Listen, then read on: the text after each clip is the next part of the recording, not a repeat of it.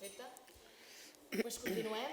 Hem començat al matí fent una mica de repàs d'aquests diferents blocs, que dèiem que avui encetàvem aquest quart bloc de construcció de pau, i en el curs no hi ha cap ponència que estigui posada a cas, com es diria en italià, o sense pensar-ho molt, i crec que aquesta conferència té molt sentit venint d'on venim. Amb la Judit hem començat a parlar de quina és aquesta manera de construir pau. Hi ha algunes referències o algunes idees o bones pràctiques, però potser ens hem de preguntar quin tipus de pau volem. Quan pensem en pau, a què ens porta el nostre imaginari, quina pau volem fer, i per això el perquè d'aquesta següent ponència, que estem pensant potser en una pau blanca, que diríem, o estem pensant en una pau decolonial. Sabem què és això de pau decolonial? Com jo, òbviament, no sabria explicar-ho, per això hem portat avui a la Tatiana Romero Reina, que ella és nascuda a Mèxic, habita i pensa el món des de l'experiència migratòria, és historiadora i investigadora transfeminista independent, treballa qüestions d'història contemporània en perspectiva interseccional i decolonial. Entre les seves línies de recerca es troba la història social de les dones i les relacions de gènere, història de les dissidències sexogenèriques, biopolítica i punitivisme corporal, apassionada de la divulgació històrica, és cofundadora del grup Kolontai, un espai en el qual va activar i va impulsar la història de les dones durant 7 anys. Fa 2 dècades que milita en els transfeminismes populars i l'antiracisme radical i escriu per diversos mitjans, com la Pícara Magazine, El Salto, Feminopraxis, però sobretot en les parets. Pues res, us deixem amb la Tatiana y... Gracias. Pues se escucha así. Pues muchísimas gracias por la invitación. Gracias a quienes están aquí en este mediodía caluroso. Yo voy a empezar haciendo un pequeño ejercicio de objetividad radical. Para quienes no sepan qué es la objetividad radical, es un concepto acuñado por la epistemóloga Donna Haraway, que en realidad habla del conocimiento situado, ¿no? El conocimiento situado es aquel que habla desde donde habitamos el mundo. Donna Haraway dice que todo el conocimiento está condicionado por la posición social, política e histórica que ocupa la investigadora y quienes producen el conocimiento. ¿Qué quiere decir? Que voy a hacer un pequeño ejercicio de objetividad radical. Pues quiere decir que me voy a situar. Yo soy una persona nacida en un territorio postcolonial como es México, pero educada en el norte global, en Alemania exactamente. Hace unos años, muy inspirada por Sara Ahmed, renuncié a la universidad porque la universidad me parece un espacio que reproduce las dinámicas coloniales y patriarcales y crea un régimen de verdad que reproduce justamente lo que los cuerpos postcoloniales y subalternos intentamos subvertir, que es la colonialidad. Entonces, no produzco pensamiento desde la academia formal, sino que lo produzco desde la educación popular como posicionamiento político. Así que bueno, esta soy yo. ¿Y de qué vamos a hablar? Tengo que, lo siento, pero es que como no podemos duplicar pantalla, tengo que ir pasando la presentación ahí y aquí. Entonces eso puede ser ahí, ¿vale? Vale, ¿de qué vamos a hablar? Esta conferencia intentaré ser un poquito más breve que la anterior porque me he dado cuenta de que se han quedado como mucha gente con ganas de preguntar y a mí en realidad lo que me parece verdaderamente interesante de la construcción del conocimiento es la conversación y la construcción del conocimiento colectivo, ¿no? Entonces me gustaría escucharles más allá de que ustedes me escuchen a mí, que también está bien, pero que podamos tener una conversación, entonces intentaré ser un poquito más breve, ¿no? Sin embargo, sí que me gustaría decir que esta pequeña conferencia está enfocada sobre todo a la pregunta de qué paz hablamos cuando hablamos de paz. Yo no soy una estudiosa de la paz, por el contrario, soy una estudiosa de las guerras, sobre todo de los efectos devastadores en los cuerpos feminizados y de las disidencias sexogenéricas de la guerra. Pero bueno, la reflexión sobre la paz y esta conferencia está muy basada en ello. La hice para este pequeño monográfico de la revista Pícara Magazine, es el monográfico de paz. Y creo que fue la primera vez en la que me senté a pensar en la paz. Y mi pregunta era, ¿de qué paz hablamos cuando estamos hablando de paz? ¿No? Veíamos en la conferencia anterior la importancia de las Naciones Unidas para el multilateralismo. Sin embargo, bueno, pues he traído esta pequeña imagen de una noticia pues, de las violaciones sistemáticas cometidas por los cascos azules en lugares como Haití, por ejemplo, ¿no? Entonces, creo que vamos a ir entrando por ahí, ya les voy avisando. Pero también me parece importante, y a esto sí que me dedico, es cómo medimos la violencia, con qué parámetros se mide la violencia, quiénes son los sujetos que legítimamente pueden ejercer la violencia y quiénes son los sujetos a quienes se nos ha negado desde, yo diría por lo menos la modernidad, el ejercicio de la violencia como forma de autodefensa. Voy a hablar del desarme sistemático de los subalternos por parte del norte global. Voy a hablar de la figura del Estado como reproductor de la violencia contra las y los subalternos, del femosecuritismo. Me pregunto si la paz es colonial y al final preguntarnos si es posible desmontar una estructura, como veremos que inherentemente en su seno lleva la violencia implícita.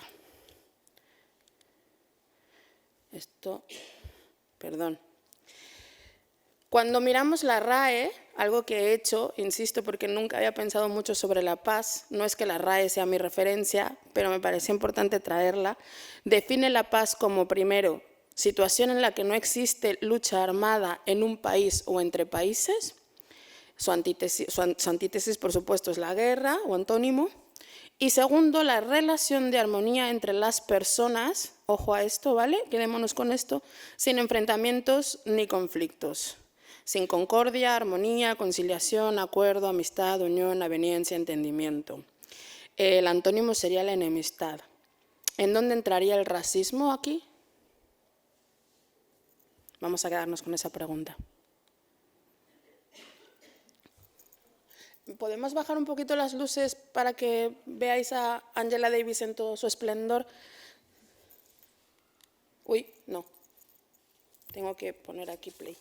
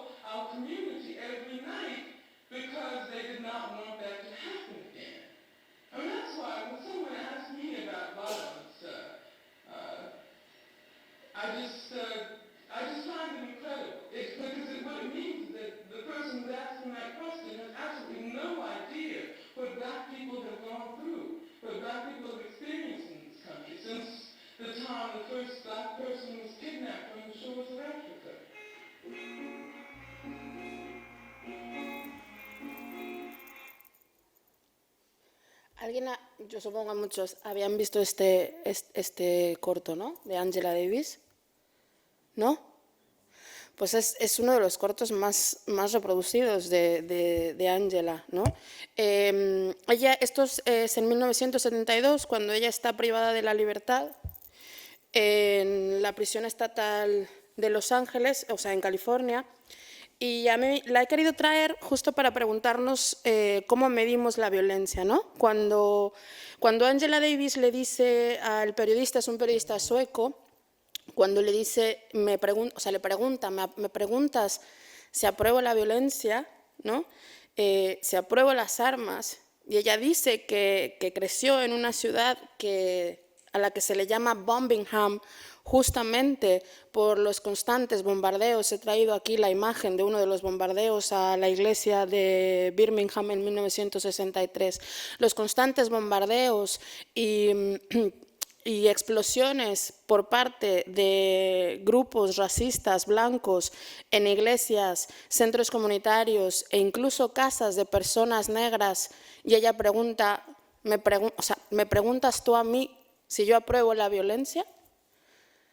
Y le está preguntando por las panteras negras, no le está preguntando si aprueba esta violencia, le está preguntando, y me parece que la respuesta de Angela Davis ahí es muy incisiva en mostrarnos la hipocresía del supremacismo blanco, ¿no?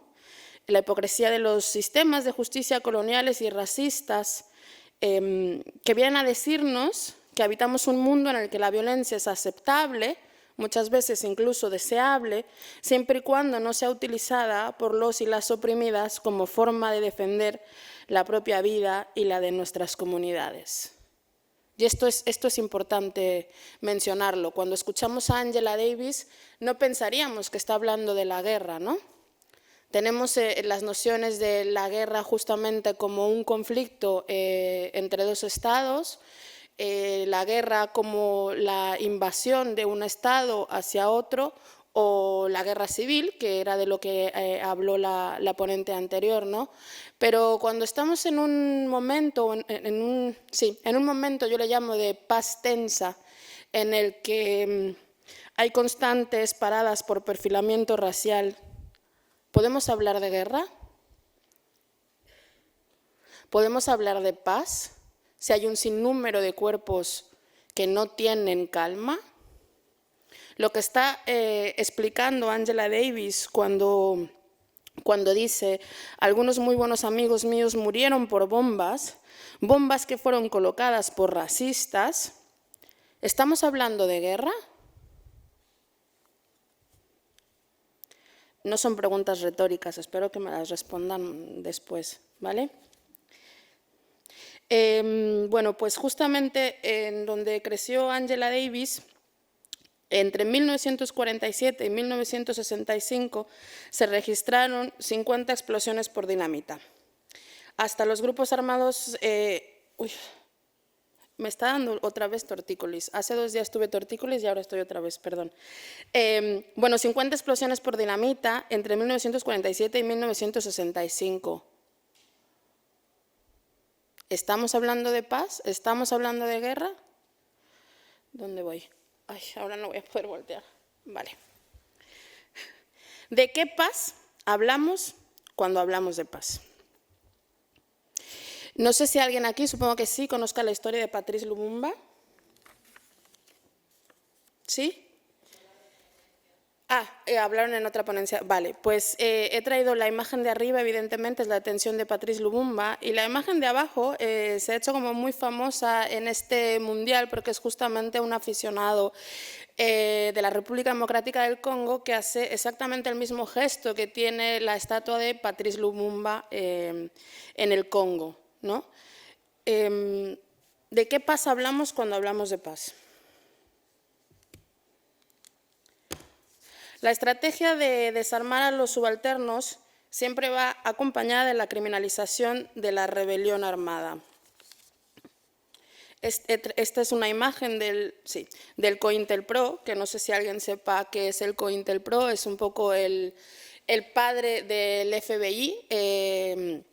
Fue un programa que se puso en marcha en los años 60 en Estados Unidos para desarmar a las Panteras Negras y posteriormente también a las Brown Berets, que era la organización de chicanos, pero que luego creció y se convirtió en lo que sí que hoy día conocemos como el Plan Cóndor, ¿no?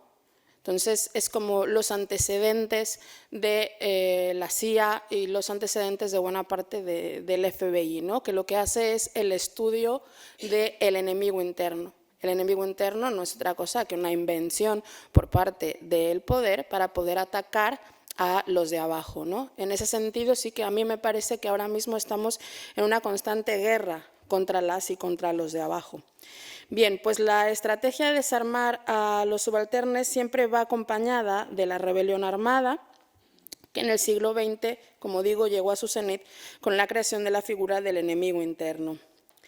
Pregunto, ¿de qué paz hablamos cuando hay una guerra contra las comunidades racializadas, pobres, indígenas, desarmadas y empujadas a la indefensión? Elsa Dorlin, no sé si alguien la conozca, pero si no, recomiendo muchísimo que la leáis. Elsa Dorlin, en el libro Autodefensa, una filosofía de la violencia, relata cómo entre los siglos XVII y XVIII a las personas esclavizadas e indígenas se les prohibió llevar armas defensivas, ni siquiera palos gruesos, so pena de latigazos. Para 1750 en Cuba, por ejemplo, los machetes estaban autorizados, por supuesto, como herramienta de trabajo, pero solo para cuarterones y mestizos, no para personas negras. Este desarme sistemático fue para beneficio de una minoría blanca que gozaba de un derecho permanente y absoluto a portar armas y usarlas impunemente. Para Elsa Dorlin, el dispositivo defensivo de los estados modernos traza una línea de demarcación entre, por un lado, los sujetos dignos de defenderse y los seres defendidos, y por el otro, los cuerpos vulnerables y violentables. Esta es la misma lógica que hoy día determina qué vidas valen más y merecen ser protegidas. La lógica que nos insta, bueno, voy a parar aquí y ahora sigo. ¿Dónde estoy? Vale. Esto es totalmente casual, ¿vale? No está pensado así, pero justamente dialoga con la presentación anterior, ¿no? A mediados del siglo XX, exactamente en 1966, se organizó la primera conferencia de solidaridad de los pueblos de África, Asia y América Latina. Un hito dentro de la historia de la solidaridad internacionalista. Es el mito fundador de lo que después se conoció como la llamada tricontinental. La tricontinental sigue existiendo hasta nuestros días, ¿vale? Es el nombre que también recibió la revista de la Organización de Solidaridad de los Pueblos de África, Asia y América Latina, la OSPAL. Esto yo creo que sí que les suena, ¿no? ¿Eso es que no les suena o que sí les suena? Nadie me dice nada. ¿No les suena? ¿No les suena? Vale. La OSPAL es una organización que sigue funcionando hasta hoy día, que tiene una revista que les recomiendo que la revisen. Y la OSPAL se funda, evidentemente, durante el proceso de descolonización y de guerrillas de descolonización de mediados del siglo XX, que curiosamente coincide con la creación de la Organización de las Naciones Unidas. La Organización de las Naciones Unidas, como saben, se crea en 1945, posterior a la Segunda Guerra Mundial, con el propósito declarado, y esto lo he sacado de la ONU, de mantener la paz y la seguridad internacionales, fomentar las relaciones amistosas entre Estados, promover la cooperación internacional y servir de centro para armonizar las acciones de los Estados con el logro de dichos objetivos. Y me pregunto, y sobre todo les pregunto, ¿cómo es que sí sabéis lo que es la ONU, pero no lo que es la tricontinental, cuando fueron fundadas al mismo tiempo y engloban casi la tricontinental a más países que la Organización de Naciones Unidas en sus orígenes, en un principio? ¿Qué nos dice esto? Esta es una foto de la primera conferencia, fue en La Habana, Cuba. Vuelvo a la pregunta, ¿cuáles son los sujetos dignos de defenderse y cuáles son los que son vulnerables y violentables, ¿no? Pues como les decía, es que avanzó uno, avanzó el otro, perdón. Hay una lógica que determina qué vidas valen más y merecen ser protegidas, que es la misma lógica que nos insta a hacer todo lo posible por salvar a las personas de la invasión rusa de Ucrania, pero que ha ignorado reiteradamente la guerra en Siria, en la República Democrática del Congo, en Sudán y el genocidio televisado en Palestina. ¿De qué paz hablamos, les pregunto, cuando en el mundo hay más de 117,3 millones de personas desplazadas por la fuerza? Cuando Frantz Fanon dice que el colonialismo es violencia en estado de naturaleza, nos debería llevar a la conclusión, y aquí empiezo a entrar en terreno peliagudo, nos debería llevar a la conclusión de que hablar de paz en un mundo colonial como el que hoy habitamos es invariablemente una contradicción en sí misma. El número de muertes relacionadas con combates... El número de muertes relacionadas con combates, lo dijo también la ponente anterior, ha aumentado un 400% desde la primera década del siglo XXI. Según el director del programa de datos sobre conflictos de Uppsala, que nos habló de este mapa, ha aumentado un 400%, perdón. Pero no somos capaces de hacernos algunas preguntas, y se las quiero hacer aquí. Veo que nadie está tomando apuntes de las preguntas, pero tenéis que responderlas todas. ¿Qué es lo que está provocando este aumento desmedido de conflictos armados a lo largo del globo? ¿Quiénes son esos muertos? ¿En qué regiones del mundo están? Y sobre todo, ¿a quién benefician las guerras y quiénes pueden permitirse hablar de paz? La mayor parte de cuerpos violentados son los mismos que son explotados, los cuerpos racializados. El capitalismo siempre es racial. Nacieron al mismo tiempo. La creación del capital fue posible gracias al expolio, el despojo, el exterminio y la esclavización de personas de lo que hoy llamamos sur global. Por lo tanto, el colonialismo es la matriz capitalista productora de racismo. Racismo que se sigue reproduciendo una y otra vez desde hace más de 5 siglos para permitir el sostenimiento del capital, reactualizándose gracias al Estado como instancia reguladora de la dominación económica y política. Como apunta François Verger en una teoría feminista de la violencia, cito, la lucha contra las violencias no puede eludir ni una crítica de las violencias que el Estado promueve y legitima, ni una crítica de las reivindicaciones feministas dirigidas hacia el Estado y la justicia. Cierro cita.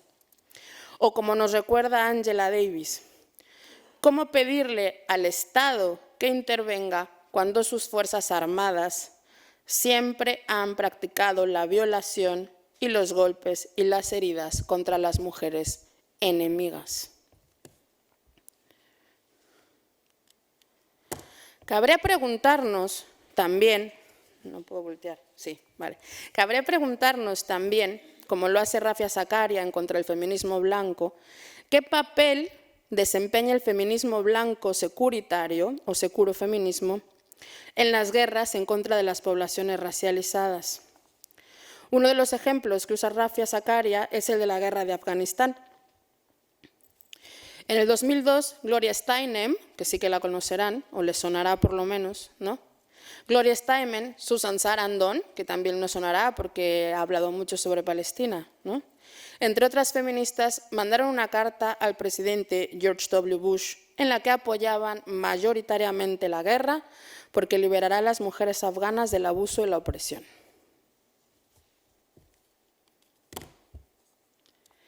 El feminismo blanco tiene también una enorme responsabilidad en el empeoramiento de las condiciones de vida de las mujeres racializadas a causa del punitivismo, el complejo industrial carcelario y la criminalización de las poblaciones pobres y racializadas.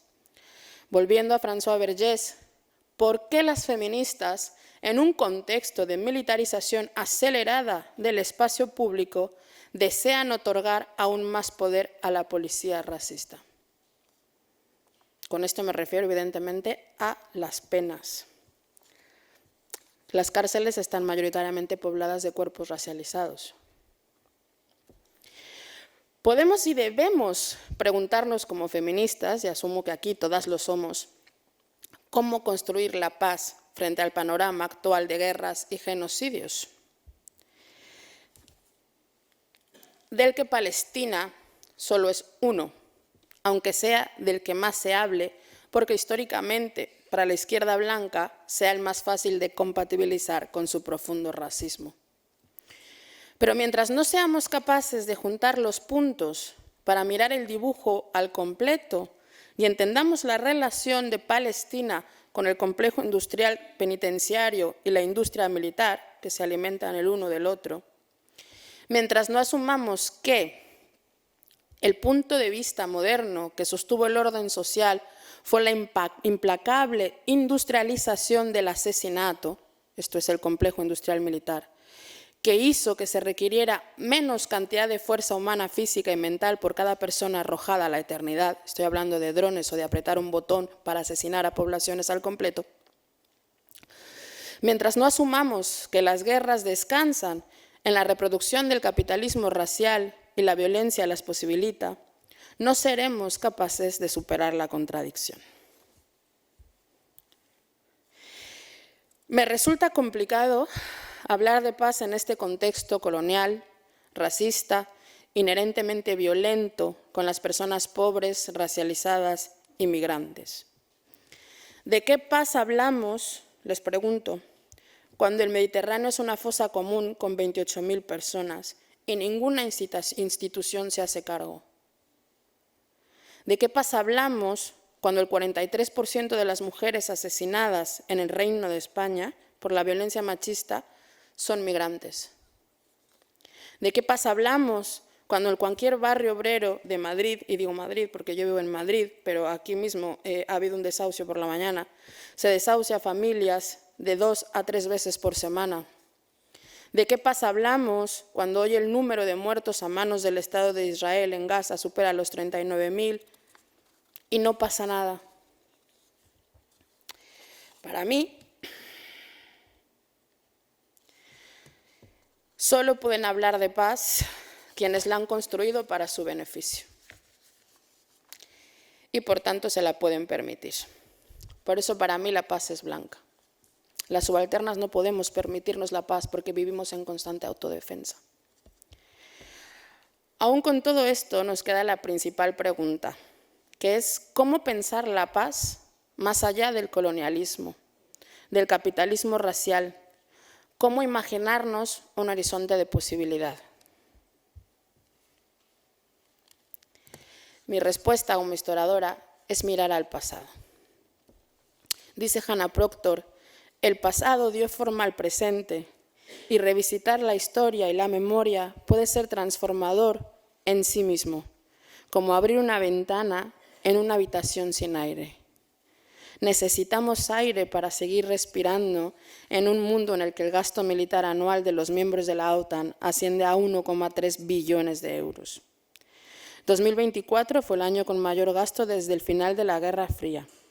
Dinero que se utiliza para proteger los intereses económicos y geopolíticos de las grandes potencias occidentales, es decir, para controlar la extracción de recursos naturales clave y garantizar la acumulación originaria de capital, es decir, el imperialismo.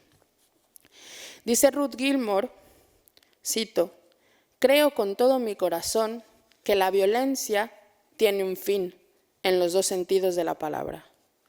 La violencia produce poder, un poder que bajo la cultura del crecer o morir propia del capitalismo se muestra como una expresión ligeramente errática del interés propio, pero la violencia no produce todo el poder, lo que quizás signifique que su efectividad puede llegar a desaparecer».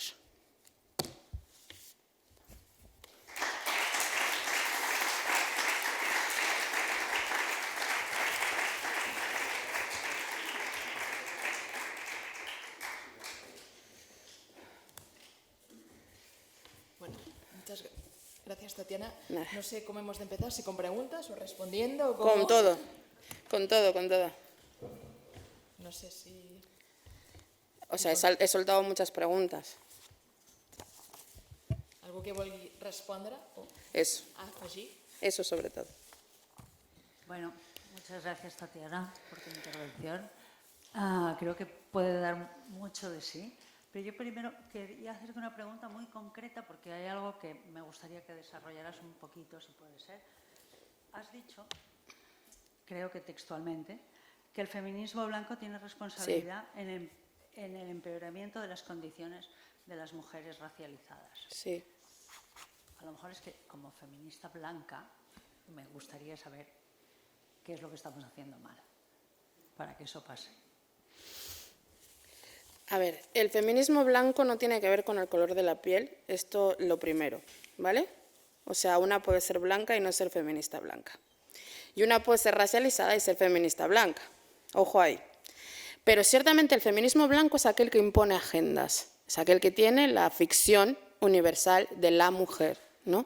Cuando pensamos en la mujer, pues pensamos en una mujer blanca, etcétera. Pero no es tanto que pensemos en ello y que la universalicemos, como que invisibilizamos a todo el resto de cuerpos feminizados del globo. En ese sentido, el imponer agendas que no tienen nada que ver con las mujeres del sur global, y cuando pensamos en las mujeres del sur global, las pensamos como meros sujetos sin agencia a ser rescatados, pienso en muchísimas guerras, pienso en la guerra de Afganistán, por supuesto, como si no tuviesen agencia, como si no tuviesen organizaciones que resisten al interior, incluso en las situaciones más totalitarias como Irán, ¿no?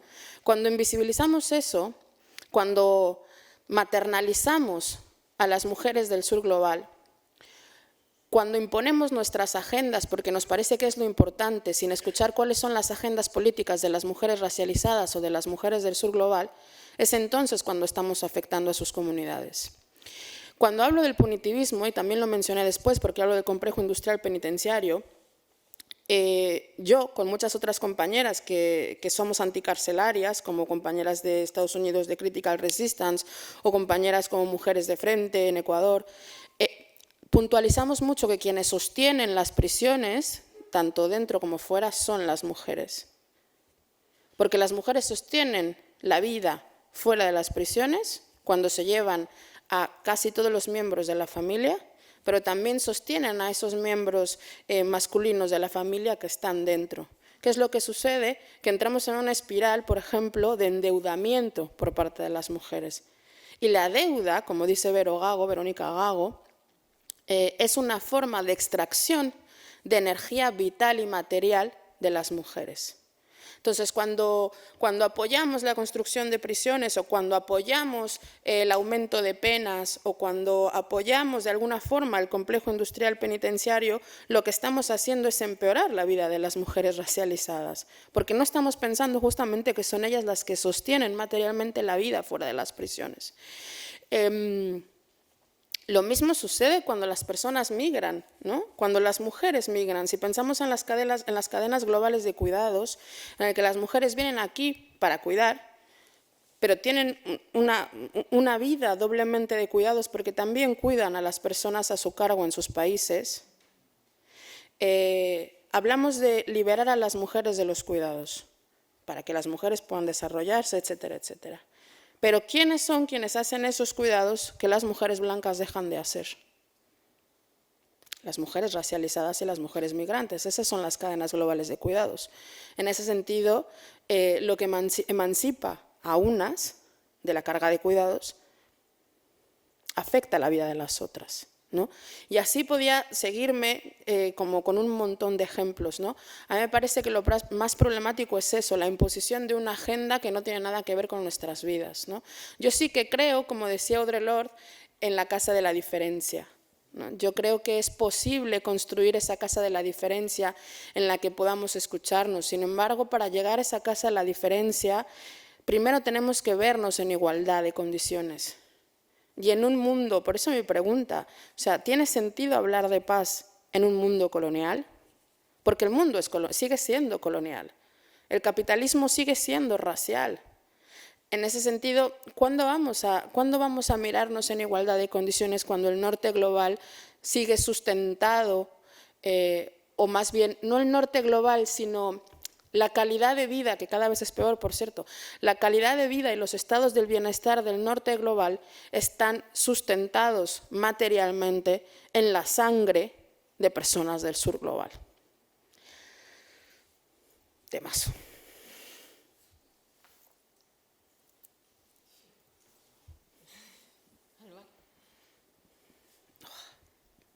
Estoy con una tortícolis. A ver, complicado, ¿eh? Complicado. No, me ha parecido entender que la paz lo utilizas para todos los problemas que tiene la humanidad. Y la paz, evidentemente, no está relacionada con la violencia, evidentemente, pero evidentemente darle el mismo valor a un desahucio, a un genocidio de Gaza, es diferente, evidentemente, ¿no? Todas estas cosas se tienen que intentar analizar. Y otra cosa es, siempre me ha quedado la duda, ¿Sí? de qué opción hay al capitalismo. Porque claro, en principio, nosotros... No, es que claro, nosotros estamos viviendo gracias, podemos hacer todo esto, porque vivimos en un sistema de mercado, estamos hablando con gente, y somos nosotros mismos que estamos utilizando estos recursos capitalistas para hacer cosas, ¿no? Entonces, evidentemente, siempre tengo la duda de que si hay otro sistema mejor para poder solucionar, porque yo sería el primero en apuntarme, evidentemente, ¿no? Bueno, estas dos cosas, perdón. No quiero alargarme más. Son apuntes que me parecen súper interesantes. Mira, he puesto justamente en la descripción, la definición de paz de la RAE, ¿no? La segunda acepción, porque dices que que no puedo equiparar un desahucio al genocidio en Gaza, ¿no? Aunque están íntimamente relacionados, yo diría que porque la mayor parte de las inmobiliarias son de inversionistas de Israel. Entonces ¿no? Pensar el mundo como entretejer el mundo a partir de los actores capitalistas siempre nos ayuda a ver que las cosas a escala micro tienen un correlato o son posibles porque hay un relato a escala macro, ¿no? Pero la segunda acepción, y vamos a detenernos aquí, ¿no? Que es la relación de armonía entre las personas sin enfrentamientos ni conflictos, ¿no? Que haya armonía, acuerdo, amistad, unión, aveniencia, entendimiento, etc. Si tuviésemos un desahucio cada, no sé, 2 años, bueno, pues ahí ha habido, bueno, pues ya está. Pero tenemos de 2 a 3 desahucios diarios. Para mí eso son condiciones de guerra. Es lo que los zapatistas llaman guerra de baja intensidad. Es una constante, o sea, la gente no vive en armonía porque no puede vivir en armonía porque está viviendo constantemente desahucios, sino ya solo quienes son desahuciadas, sino la sociedad misma que está viendo esos desahucios, ¿no? Para mí, el norte global vive en una constante situación de guerra de baja intensidad, constante, sobre todo las poblaciones migrantes y racializadas, ¿no? Para mí hay una situación de guerra cuando a una persona de Senegal pues le piden los papeles de una media entre 14 y 24 veces al día. Son datos de SOS Racismo Cataluña. Para mí ese es un estado de guerra. O sea, creo que lo hay, ¿no? Hay ciertos cuerpos que no viven ese estado de guerra, pero hay otros que también viven aquí, que hacen vida, que hacen barrio, que hacen comunidad y que viven constantemente o en un permanente estado de enemistad, desarmonía y ansiedad que se parecen mucho a los estados de guerra, ¿no? De estrés postraumático. Entonces, no quiero equiparar una cosa con la otra, aunque creo que están relacionadas, pero sí que creo que vivimos en un constante estado de guerra de baja intensidad. En ese sentido, no creo que pueda haber paz, ¿no? Y luego me preguntaste otra cosa bastante interesante, que creo que...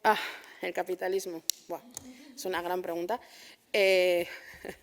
Mira, yo que soy hija de una stalinista, stalinista, o sea, el Partido Comunista Mexicano, que ella de verdad cree que el llamado socialismo real, etcétera, y que a veces dice cosas como qué pena que ya no existe la Unión Soviética. Para mí, por supuesto que hay alternativas al capitalismo. El problema de las alternativas al capitalismo es justamente que hemos perdido la imaginación política. Esto lo dicen las compañeras zapatistas, ¿no?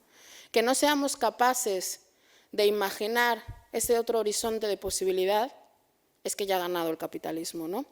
Cuando a Ruth Gilmore, que también les recomiendo muchísimo leerla, que es como ella junto con Angela Davis fundaron Critical Resistance, que es la organización más grande anticarcelaria en Estados Unidos, cuando a Ruth Gilmore le preguntan, vale, sí, desmontamos las prisiones, ¿no? Abolimos las prisiones, pero ¿y luego qué? Y es súper interesante porque Ruth Gilmore siempre dice, abolir las prisiones o abolir el complejo industrial carcelario no se trata de pensar en el hueco, no se trata de pensar en la ausencia, no se trata de pensar en lo que no hay. Se trata de pensar en todo lo que tenemos que construir antes para que ese hueco no exista. No sé si me explico. Para pensar una alternativa, otra, y digo otra porque ha habido ya varias, para pensar en alguna alternativa otra al capitalismo, primero tenemos que construir día con día lo que necesitamos para que cuando el capitalismo ya no esté ese hueco. Es la construcción diaria de común y colectividad, ni más ni menos. Yo creo en la organización colectiva a pequeña escala. Cuando hablo de los zapatistas, por ejemplo, y me dicen, bueno, es que claro, a ver, eso es un espacio pequeño, porque Chiapas, porque, bueno, no sé si, o sea, Chiapas claramente es más grande que los Països Catalans, en territorio. Y tienen una organización autogestionada y autónoma, llevan 40 años construyendo autonomía, tienen su propia organización, o sea, tienen su propio sistema judicial, tienen su propio sistema de gobierno, tienen su propio sistema de salud, tienen su propio sistema de educación, están incluso dentro de un estado que es México. Entonces, cuando me hablan, no como, bueno, eso se puede hacer a pequeña escala, pues eso podríais hacerlo en los Països Catalans, que es más o menos del tamaño, ¿no? O sea, a lo que voy es, no pensemos en la ausencia de, sino pensemos en la presencia de. No te he dado una respuesta, pero igual te la das tú dentro de 3 horas. Me escribes y me la cuentas. Si tenemos la alternativa al capitalismo, ya saldremos en todos los medios mañana. O sea, Seguro, sería muy esperar. Estaría bueno. Sí, ojalá, mira. Hola Tatiana, muchísimas gracias por tu intervención. Creo personalmente que ha sido la mejor después de, con todos los respetos a esta organización, a las otras que han sido un poco, las he sentido muchísimas como propaganda pagada de la ONU. No sé a quién le pagaron, pero bueno.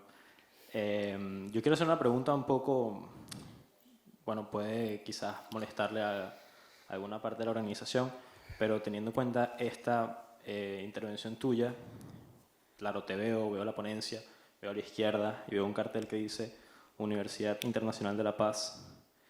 Creo que es un oxímoron hablar de una Universidad Internacional de la Paz, porque la paz nada más sirve a quien ya tiene el poder y a quien tiene las armas para estipularla. Por ende, quiero saber, una pregunta práctica, ¿qué nombre cambiarías a la Universidad Internacional de la Paz para que sea un poco más consonante y no sea tan contradictoria y no me haga pensar a mí y a futuros asistentes que es simplemente un lugar donde se viene a tomar aire acondicionado y deliciosos bocadillos a las 11 de la mañana? Bien, ahí bien, ¿eh? Que no es poco tampoco. Refuerzo positivo y refuerzo negativo. No sé si estuviste en el taller de ayer, yo creo, o sea, yo no estuve, pero conozco a quienes llevan el taller de ayer por la tarde, Ainhoa y... ¿Solo vino Ainhoa? Pues qué pena, porque Cheik es el presidente de SOS Racismo en Cataluña y es un fucking crack. O sea, yo lo escucho y me quedo siempre así. Entro como en trance cuando escucho a Cheik. Me da pena que no viniera. Es que claro, yo no sé si esta gente sabía de lo que yo iba a hablar, pero quiero pensar que sí. Bien, toma. Por eso me han puesto al final, ¿viste? No, a mí me parece un espacio, o sea, creo que es totalmente acertado que cada vez en más espacios mayoritariamente blancos estemos voces disidentes, voces decoloniales, pero también personas racializadas que venimos del sur global. Primero porque tenemos una consistencia teórica y política de largo aliento, ¿no? Los estudios de la decolonialidad no serían posibles sin Aníbal Quijano, por ejemplo, sin María Lugones, sin Bolívar Echeverría, sin Pablo González Casanova. O sea, muchísimas cosas que hoy día se están estudiando en la academia, en las academias del norte global no serían posibles sin las y los pensadores de América Latina, ¿no? Como los estudios de la subalternidad no serían posibles sin personas como Spivak, Ranajit Guha, Chakrabarty, ¿no? Los formadores y fundadores de la revista Subaltern Studies en los años 80 en la India, en la Universidad de Calcuta. Creo que es un acierto, sobre todo teórico y metodológico, traernos, porque estamos muy bien formadas, ¿no? Pero por otro lado, también creo que faltan más voces migrantes racializadas del sur global, ¿no? El tema de la universidad a mí me toca mucho la fibra justamente porque yo renuncié a la universidad, como lo dije al principio, inspirada por Sara Ahmed, que si no han leído a Sara Ahmed, también lean a Sara Ahmed. Sara Ahmed renuncia a la universidad en el 2016 porque considera que es un espacio de reproducción de violencias machistas, porque ella veía constantemente las denuncias de mujeres que sufrían acoso por parte de los profesores en las universidades y no pasaba nada, ¿no? Es cuando ella escribe su famoso libro Denuncia y renuncia a la universidad con todo lo que eso implica, ¿no? Quienes renunciamos a la universidad y venimos de una larga trayectoria académica, asumimos que pasamos automáticamente a un proceso de precarización, sino algunas de situación de irregularidad sobrevenida, porque nos quedamos sin contrato de trabajo y por lo tanto sin papeles, ¿no? Entonces, la universidad per se es un espacio, régimen productor de verdad y de una verdad profundamente blanca y profundamente colonial, ¿no?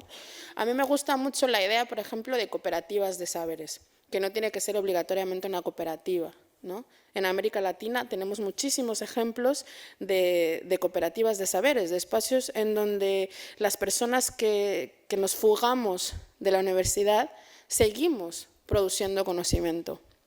Evidentemente, sin las subvenciones y los dinerinchis del capitalismo, porque todo hay que decirlo, nos gusta la subvención y nos gusta el dinerinchi, porque si no, pues igual yo no estaría aquí, ¿no?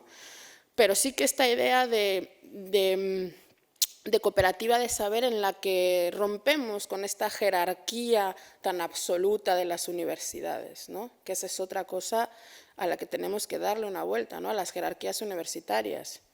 Es tremendo. O sea, profesores ayudantes, titulares, catedráticos, no sé qué, o sea, no sé, el Reino de España ha tenido 2 rectoras de universidades, 2, y catedráticas tiene 13. Y no pensamos que hay algo mal, o sea, que algo no está bien ahí, ¿no? Entonces, bueno, yo sí que lo de universidad, pues sí, pues me toca un poco la fibra, pero bueno, vamos por partes. Internacional. Bueno, la idea de internacional es seguir alimentando pues, la idea del Estado-Nación, ¿no? Que como dice Yasnaya Aguilar, que si no la conocen también se las recomiendo muchísimo, tenemos que ser capaces de imaginarnos vivir fuera de los estados, ¿no? El Estado-Nación, y lo traje aquí también, ¿no? Lo critica Angela Davis, el Estado es reproductor de la violencia. O sea, si como decía Weber, porque Weber lo dice, ¿no? El Estado es, dentro de sus 3 excepciones, el monopolio de la violencia. Tenemos que repensarnos la idea de los estados-nación. Entonces, cuando decimos internacional, ¿no? Pues igual translocal está más padre, no sé. Y lo de la paz, pues yo lo pondría entre esto de question mark, no, signos de interrogación, ¿no? Esa sería la vuelta que yo le daría. Cambio de nombre. perdó, també, ara aquí potser m'ho diran, però construir el curs d'estiu, no tot el programa, té la seva complexitat, per tant, Claro. convidem molt, amb els versos ben oberts, a repensar Claro. l'espai Plegades, perquè segurament des de l'organització ens falten mirades. Jo crec que va molt lligat amb el que diu, no? Que ja s'intenta posar certes veus, però a vegades poden semblar anecdòtiques, no? I crec que és molt interessant que puguem construir plegades, per tant, ja m'hi aventuro, però que estàs convidat a la propera pensada del curs d'estiu a que vinguis, si ets ajudat a la construir. Teníem una paraula. Perdón, acá. Ya había levantado Pues mi si mano. ya el micro, habla quien tenga el micro. ¿Quién tiene el micro? Venga. Monopolio del micro. Bueno, gracias también. Y creo que está conectado con todo lo que has dicho. Pero a partir del tema de que hemos perdido la capacidad de imaginarnos horizontes, ¿no? o narrativas, y de la creación del conocimiento a partir de las universidades, etcétera, ¿no? Como todo esto, ¿cómo entiendes o cómo podemos repensar, más bien, romper precisamente con esa narrativa, que es lo que decía el compañero, ¿no? De qué entendemos por paz y qué entendemos por guerra, o qué entendemos por conflicto, qué no, ¿no? Y yo le doy muchas vueltas de que la cantidad de producción académica, cultural, etcétera, que tenemos sobre las guerras mundiales, que eran guerras europeas, ¿no? Y que le seguimos llamando guerras mundiales, y todos sabemos todo lo que ha pasado en la guerra mundial, la guerra mundial y la segunda guerra mundial, y no sabemos nada de ningún otro conflicto, y porque además una es una guerra y los otros son conflictos, Claro. conflictos territoriales, conflictos, ¿no? O sea, ¿cómo entiendes el camino o cómo te imaginas el camino para repensar el lenguaje, la narrativa, desde los diferentes espacios,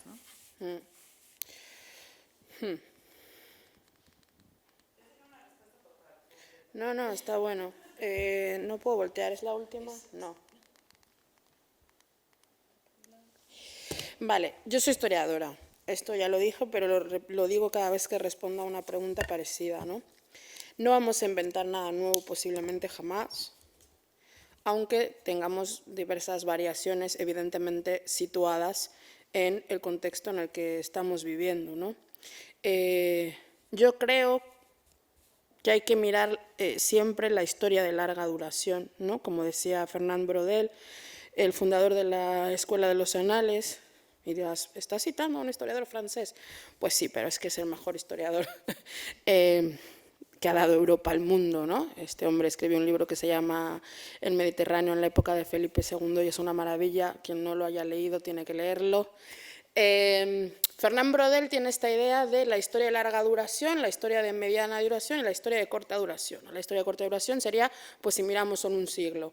Pero si miramos la historia de larga duración, podemos ver ejemplos, pienso en lo que habla Erich Hobsbawm en Rebeldes Primitivos, ¿no? Que son las primeras organizaciones utópicas que surgen antes del cristianismo, ¿no? Pensando ya en una idea de socialismo, ¿no? No exactamente el socialismo utópico, pero algo muy parecido, ¿no? Entonces, cuando miramos hacia atrás, podemos abrir la ventana para que entre aire fresco, ¿no? Y sí que creo que tenemos que tener un proceso de descolonización más allá de la paz de la historia, ¿no? Y de repensar y trabajar la historia desde una mirada decolonial. Mirar la historia desde una mirada decolonial implica hacer un trabajo de revisión, pero sobre todo de asumir el papel ahora mismo de Cataluña o de los países catalans en el tráfico, secuestro y expolio, explotación de millones de personas de África, de las costas de África hacia América Latina, ¿no? Tenemos que repensar eso, ¿no? Pensar las guerras, la Primera Guerra Mundial, o la guerra total, como se le llama a la Primera Guerra, y la Segunda Guerra Mundial, porque pensarlas como mundiales, porque implican a todos los países, en realidad lo que nos tendría que hacer pensar es en qué sentido son mundiales, ¿no? Y son en el sentido de que buena parte de los ejércitos venían de las colonias. Pienso, por ejemplo, en la Segunda Guerra Mundial y la gran cantidad de argelinos que participaron con el ejército francés, que luego fueron masacrados y asesinados en las costas de Francia, ¿no? Pienso en los senegaleses, pienso en los indios y todo el ejército sheikh que participó también en la Primera y en la Segunda Guerra, ¿no? O sea, ciertamente son mundiales, pero poco se habla de todas las personas que pertenecían a las colonias que participaron en estas guerras, ¿no? Entonces, me parece bien pensarlo como una guerra mundial, pero es una guerra mundial porque finalmente las colonias siguen siendo y siguieron siendo quienes alimentaron a los ejércitos coloniales. O sea, las fronteras como las conocemos hoy día, ¿quién las puso? O sea, ya lo dijo el compañero antes, ¿no?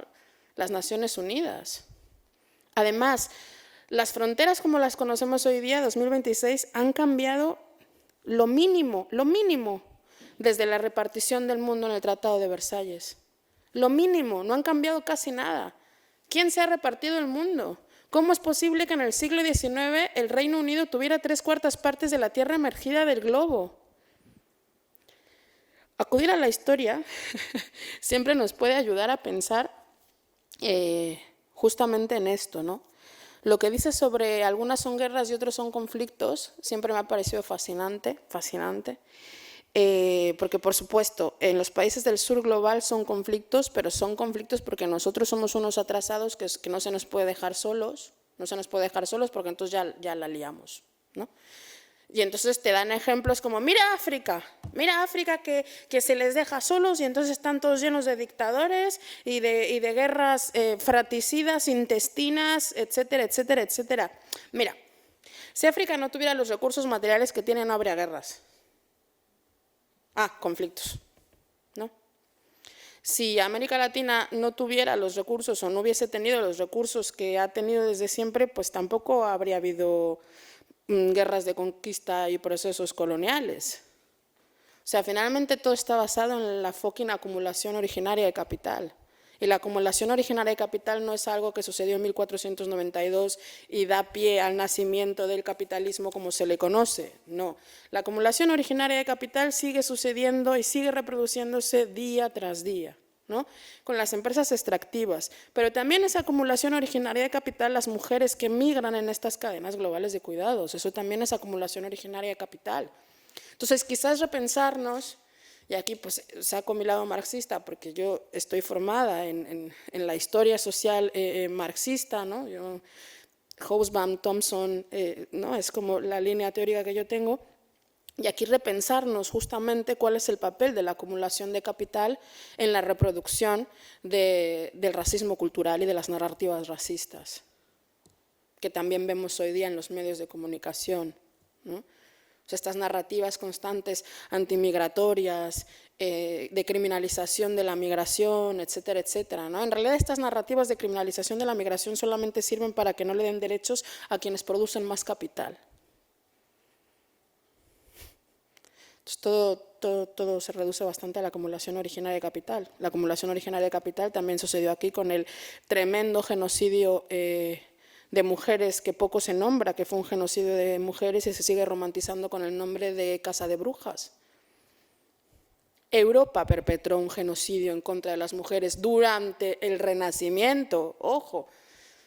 El Renacimiento, después del oscurantismo de la Edad Media, el Renacimiento ha sido la etapa más violenta de la historia de la humanidad. También démosle la vuelta a eso. Y así podría seguirme como ya lo sabes.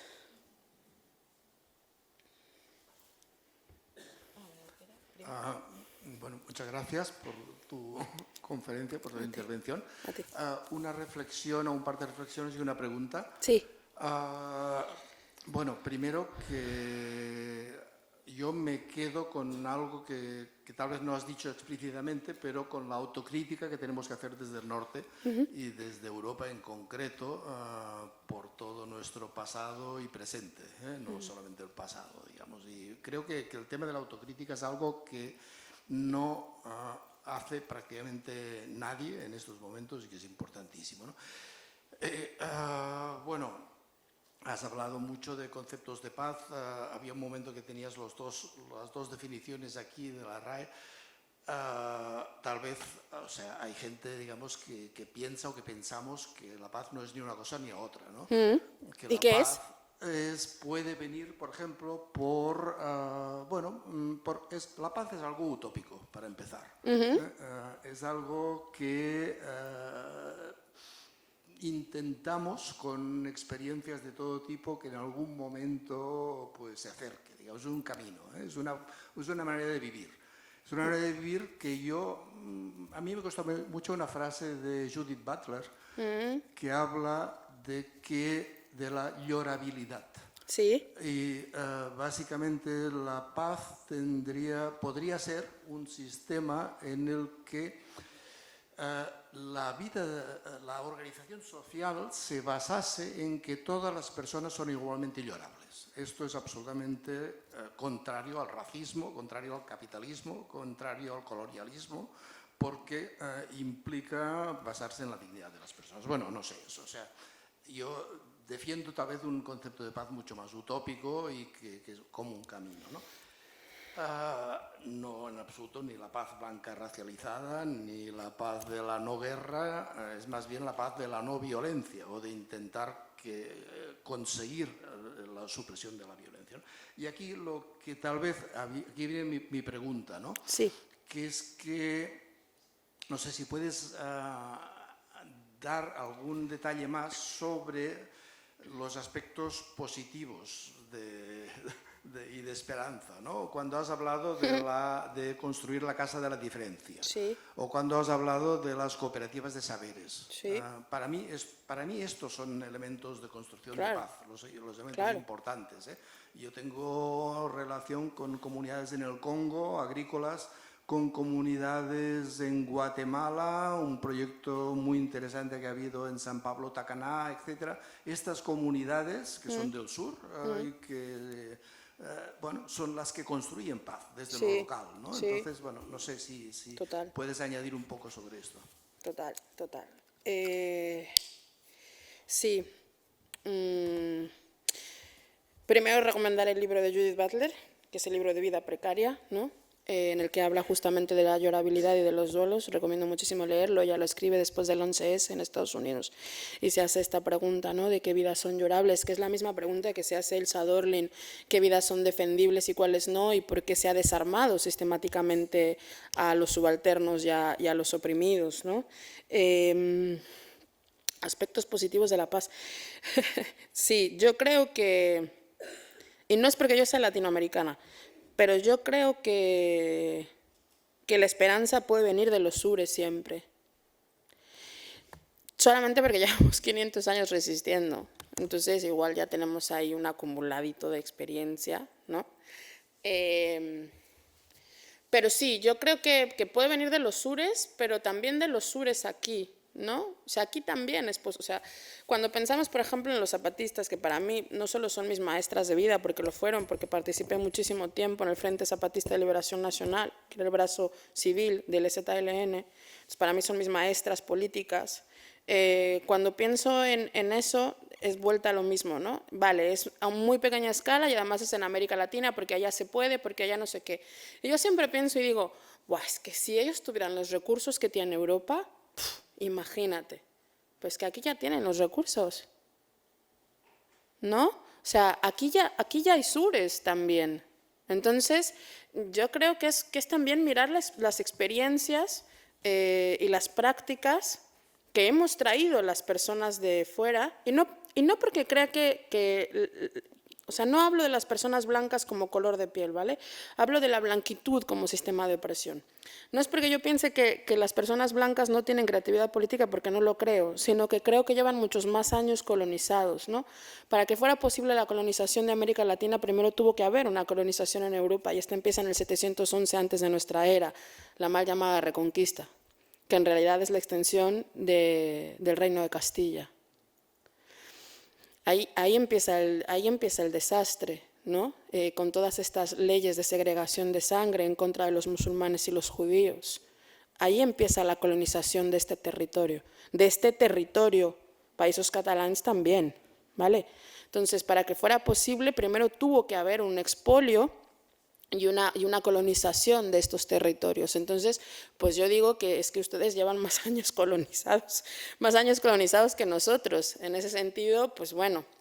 Pero creo que aquí hay experiencias que traemos las personas migrantes, porque las personas migrantes tenemos proyecto político, y no solo es un proyecto político que traigamos de nuestra experiencia situada en América Latina, sino que aquí mismo construimos proyecto político, ¿no? Y esas experiencias ya están.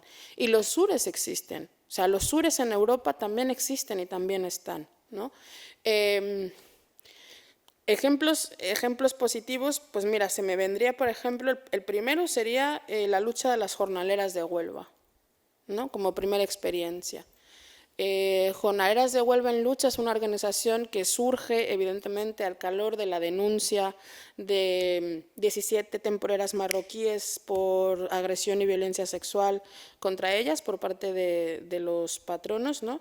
Que nunca dejo de mencionarlo, sucede al mismo tiempo que la violación de la manada en Iruña, pero a las concentraciones de las jornaleras de Huelva iban 200 personas como mucho, mientras que a las de la manada pues salieron, ¿no?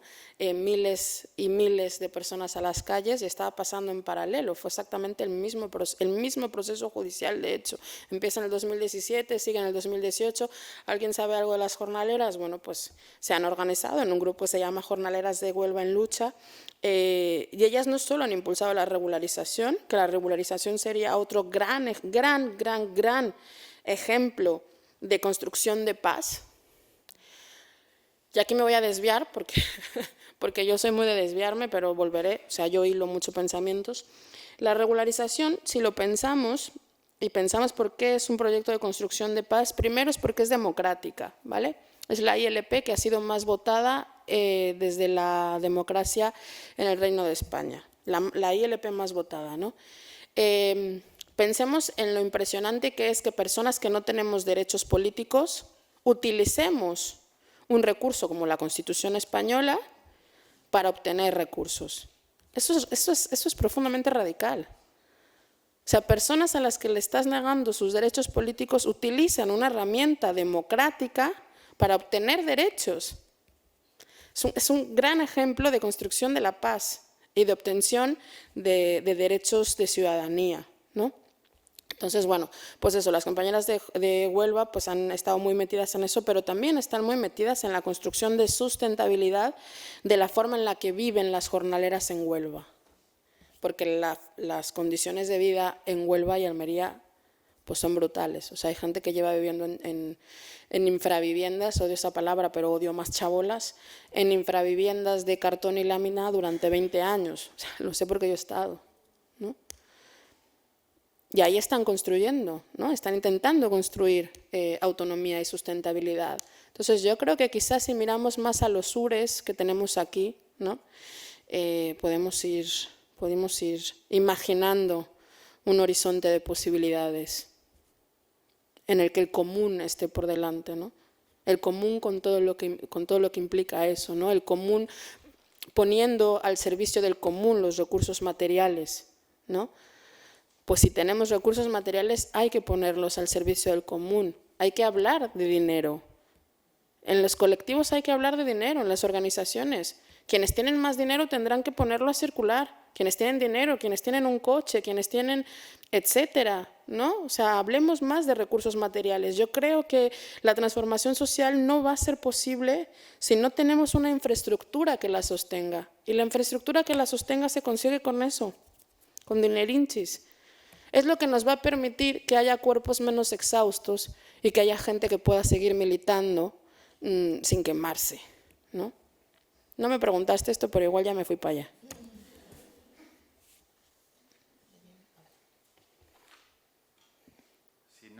Si no he escrito mal, has hablado de... Apropa't al micro.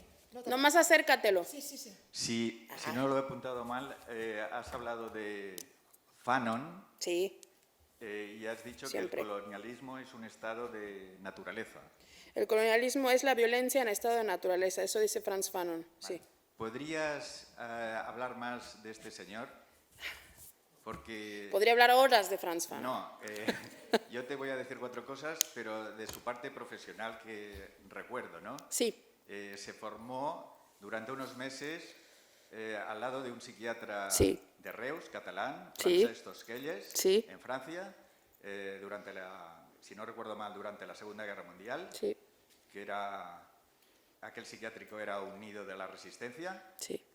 y al cabo, creo que de 8 meses, se fue Renunció. a las colonias. Sí, Y ahí se encontró con las dificultades de aplicar el psicoanálisis en los pacientes de la colonia. Y tuvo que ingeniárselas para trabajar de otra manera. sí, Y finalmente creo que durante, no sé si era el proceso de descolonización, sí. La guerra de Argelia. se pasó ideológicamente e incluso creo que se tuvo que exiliar Sí, a la resistencia argeliana, ¿no? sí. Y nada más. Es curioso que me vaya a tomar un diazepam mientras hablamos de Frantz Fanon, pero es que ya no aguanto el cuello.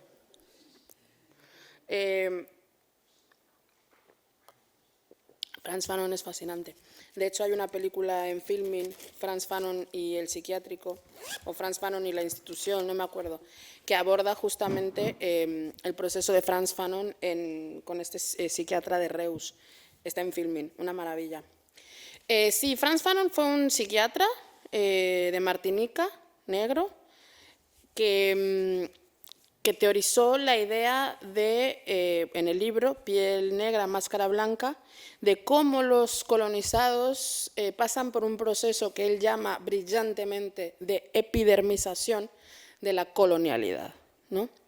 La colonialidad es una estructura de pensamiento que pone en el centro al supremacismo blanco y en la periferia a todo el resto, ¿no?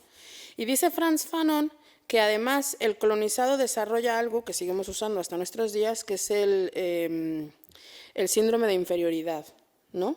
De sentirnos inferiores. Y entonces empieza a analizar de manera, desde el psicoanálisis, cuáles son los elementos en los colonizados o en los sujetos colonizados que hacen que su psique desarrolle este síndrome síndrome de inferioridad, ¿no? Y también habla de cómo se desarrolla la aculturación, cómo la psiquiatría es totalmente adaptativa, ¿no?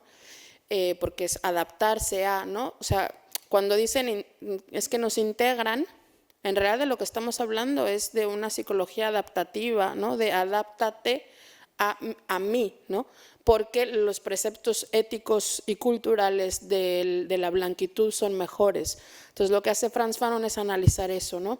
Y cuando se da la revolución de Argelia, justamente Frantz Fanon se va a Argelia y empieza a analizar cómo se da esa revolución. De hecho, tiene un libro que se llama Anatomía de una revolución, que habla de Argelia. Y es muy interesante porque Fanon dice que el colonizado solo podrá descolonizarse destruyéndose a sí mismo. Y eso es algo que en las comunidades racializadas pensamos mucho y nos planteamos mucho, ¿no? Porque cuánto de nuestro proceso de educación y de educación, de sociabilidad, ¿no? De socialización, cuánta de nuestra socialización no está dada en el supremacismo blanco. Pues es que es toda. ¿no? O sea, son poquísimos los grupos de poblaciones que no estén socializados en el supremacismo blanco. Entonces, para descolonizarnos, esta idea de para descolonizarnos tenemos que destruirnos a nosotros mismos y evidentemente al colonizador, es muy potente, ¿no? Entonces, por eso dice que el colonialismo es la violencia en estado de naturaleza. Porque el colonialismo lo que ha hecho ha sido destrozar poblaciones, destrozar territorios, destrozar vidas. Es que no hay nada más explícito que los procesos de colonización cuando pensamos en la violencia. Nada, ¿no? Expolios, genocidios, violaciones sistemáticas. O sea, no se me puede ocurrir nada más claro, ¿no? Por eso, cuando hablamos de guerras también, yo pienso que tendríamos que hablar siempre de guerras coloniales, aunque no haya ninguna guerra que no lo sea. Pero tenemos que poner el foco en la colonialidad de las guerras, ¿no? La ponente de antes que hablaba de las guerras civiles, ¿cómo definimos una guerra civil, no? Una guerra civil también es colonial, porque también está mediada por el supremacismo blanco, pero también está mediada por el capitalismo racial y está mediada por el extractivismo y el expolio para la acumulación de capital. Es que es inseparable, ¿no? O sea, el colonialismo, no lo digo yo, esto lo dice Yasnaya Aguilar, que es más lista que yo, el colonialismo, el patriarcado y el capitalismo es como la santísima trinidad, ¿no? No podemos separar una de la otra. O sea, la interseccionalidad es esto. No podemos pensar la una sin la otra, no podemos pensar el capitalismo sin el colonialismo, pero tampoco podemos pensar el colonialismo sin el patriarcado. Pues eso. Pero recomiendo mucho a Frantz Fanon. De hecho, creo que hay una biografía en catalán publicada por Tigre de Papel, que es una maravilla. Sí, muy fuerte. Tigre de Papel tiene muchas cosas de Fanon, yo creo que tiene casi todo. Tenim temps per a una última pregunta? Si hi ha dos, pues recollim. Enhorabona per la conferència. Merci. Volia preguntar-te, perquè has explicat bé el tema del colonialisme i tal, no? Però no hem parlat, o no has parlat, o no has dit, què va ser el comunisme en els territoris con un Stalin, con un Lenin, con un Mao, donde justo se practicó las tres palabras que has acabado de decir de genocidio, no, perdón, pero creo que fue matar evidentemente personas, quitar libertades, machacar de todo lo que ha habido en el comunismo. El comunismo en este caso que se practicó con Stalin, el comunismo que se practicó con Mao y las libertades y el comunismo de ahora, el comunismo que ha habido en todos los países estos, donde ha habido de todos, ¿lo calificas como un colonialismo o lo calificas como un futuro de chapas? Es buena, ¿eh? No puede haber comunismo en el capitalismo. Puedo desarrollarlo, pero mi respuesta es esta. No puede haber comunismo bajo el capitalismo. O sea, acudiría de nuevo a Fernand Braudel y a mirar la historia de larga duración, ¿no? Y a contextualizar todo en el contexto en el que se desarrolla. La Unión Soviética, por supuesto, no era un modo de producción. O sea, yo soy marxista, o sea, yo pienso en términos marxistas. Para mí el modo de producción que existe cuando se desarrolla algo como la Unión Soviética es el capitalista. No hay comunismo. El comunismo, según Marx, es un modo de producción y no es un modo de producción que pueda coexistir con el capitalismo. O sea, para mí la Unión Soviética no es como tal comunismo, ni lo que pasa ahora ni lo que pasa nunca, porque el comunismo es un modo de producción. El marxismo es un proyecto emancipatorio, pero el marxismo no es comunismo. El comunismo es un modo de producción, no un proyecto de emancipación de la humanidad. En ese sentido, es que no. O sea, creo que hay intentos de redistribución de la riqueza, pero eso es distinto.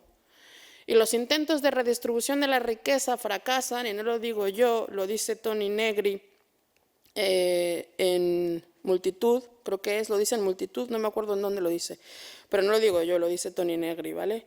Estos intentos de redistribución de la riqueza o de revoluciones siempre fracasan cuando se institucionalizan. La burocratización de la revolución y de la transformación social es lo que impide la redistribución de la riqueza.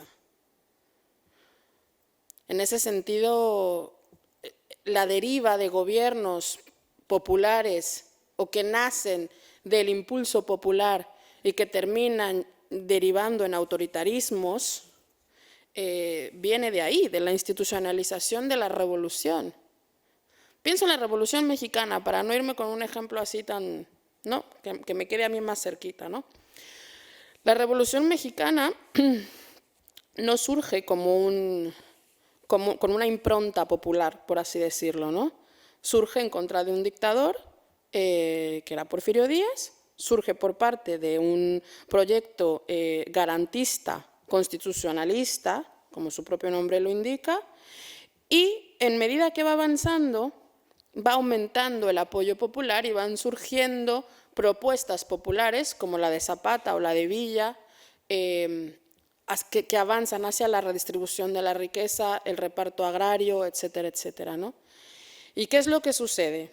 Que al final termina institucionalizándose, se crea nuestro monstruo particular, que es el Partido de la Revolución Institucional, es que ya hasta su nombre lo dice, el PRI, que terminó estando 70 años en el poder, que fue un régimen autoritario como pocos, lo decía hace rato, en los años 70 abierto al exilio del Cono Sur, pero al interior con una guerra sucia, brutal, etcétera, etcétera, ¿no?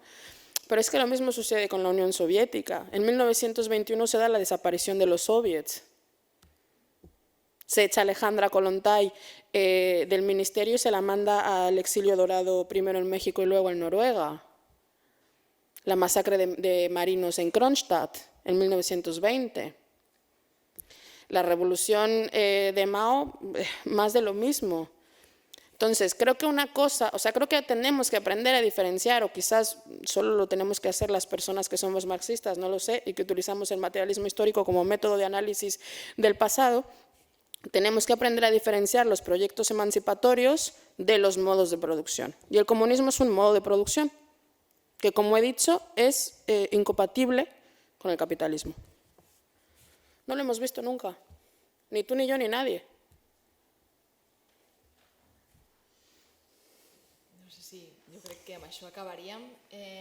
Moltíssimes gràcies, Tatiana, també per l'exposició, perquè són temes que en certs ambients no sempre és fàcil, o sigui que t'agraïm la teva exposició.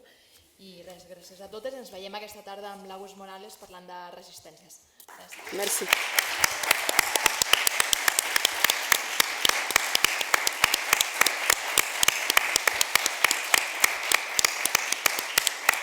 Estoy fatal. O sea, y es que ya no me puedo mover.